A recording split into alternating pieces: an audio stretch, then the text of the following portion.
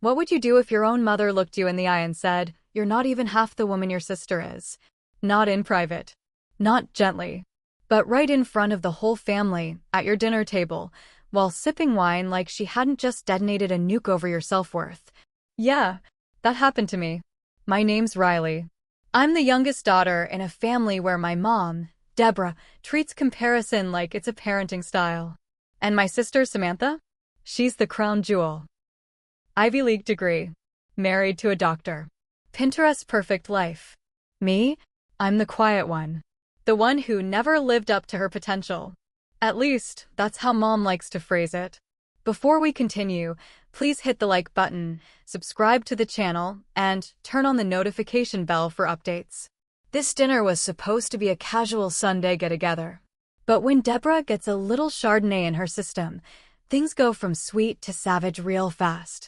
So when she dropped that line, loud enough for the walls to flinch, something inside me clicked. I didn't yell. I didn't cry. I just pushed my chair back and said something I'd been holding onto for a long, long time. And when I did, my dad's face went pale. Because what I said revealed a secret none of them saw coming. Ever sat through a meal where every bite felt like a trap? That was Sunday dinner with my family. My apartment.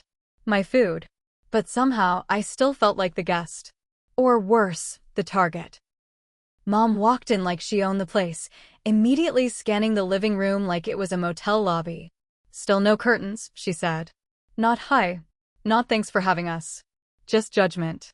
Samantha trailed behind her, designer bag over her shoulder, that same tight-lipped smile she always wears when she's pretending she's not uncomfortable. We sat down. Small talk, awkward laughs. I brought out the roast chicken I'd been prepping since noon. "You know what Mom said?" "Oh, you cook now? That's new." Like she hadn't eaten my meals for the last 4 Sundays in a row. Dad stayed quiet, as usual. Tucked into his plate like if he didn't look up, the drama might skip him. Then, out of nowhere, she drops it. "You know, Samantha has a real job, a real life, a real marriage. You're not even half the woman she is." Fork stopped. No one breathed. Even Samantha's fake smile cracked. I stared at her. She sipped her wine like she'd just read out the weather report. So I pushed my chair back. Slowly. Calmly. And I said one line. One sentence that changed everything. "Then maybe she can start paying your rent." And, just like that, my dad's fork clattered onto his plate. Ever seen someone's soul leave their body without them saying a word? Because the moment I said, "Then maybe she can start paying your rent," my dad, Mark, looked like someone had unplugged him. Completely still. Mouth slightly open. Eyes darting between me and my mom like he'd just stumbled into the wrong dinner table. "Rent," he said, barely above a whisper. "What rent?" That's when Mom's wine glass suddenly became the most interesting thing in the room. I didn't yell. Didn't make a scene.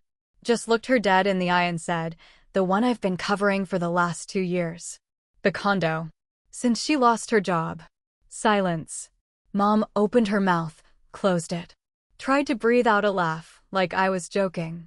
But I wasn't. You could feel the entire room shift.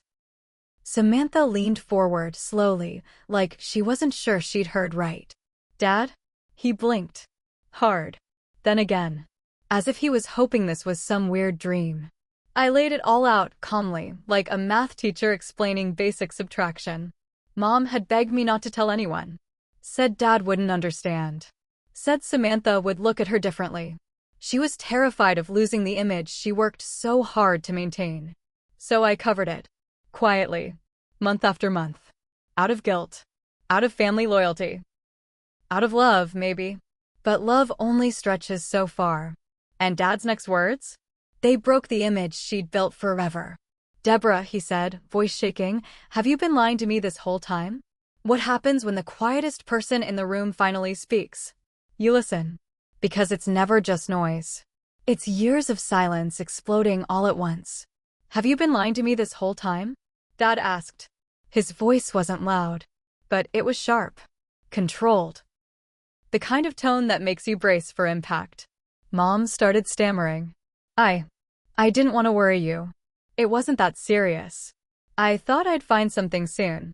You told me you had a part-time admin job. Dad cut in. You said it covered everything. I didn't want to seem like a burden, she said, casting a glance at Samantha like maybe she'd step in, like she always did.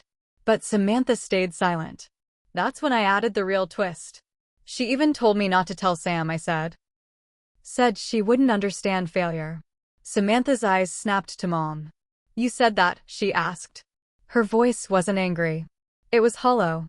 Like someone realizing they've been a prop in someone else's story. Everything crumbled in seconds. The golden child wasn't in the loop. The husband wasn't in the loop. And the daughter who wasn't half the woman her sister was? She'd been keeping the whole machine running. Dad leaned back. His face was unreadable now. But I could see the calculation in his eyes, rewriting every moment, every dollar, every lie. And then Samantha stood up. Her voice was calm. Cold. If we're being honest, she said, I know about the trust fund. You ever watch someone turn the knife you didn't even know they had? Because just when I thought I'd said everything there was to say, Samantha hit us all with something I didn't see coming. I know about the trust fund, she said. Mom froze. Dad looked up like he'd misheard. And me? My stomach twisted. Because that was not a card I expected her to play. What trust fund? Dad asked, slow, deliberate. Samantha turned to him. The one Grandma left. The one Mom told us was gone. I blinked. Samantha looked at me now. You've been managing it, right? I nodded. 2 years ago, our grandmother left a modest inheritance, meant to be split evenly. But the money wasn't a lottery win. It was a responsibility. I used it to help Mom stay afloat when she lost her job. She made me promise not to tell anyone. Said it was temporary. Except it wasn't. Samantha continued. She told me it was used up. Said there was nothing left for us. And then the final twist. She also said you were too selfish to help her. Mom flinched. No more words. Just silence. Everything she'd built, her control, her narrative, her golden daughter fiction, shattered in that moment. Dad looked at Mom with something I'd never seen before. Not anger. Not disappointment. Disgust. I didn't need to say another word. I grabbed my coat, walked to the door.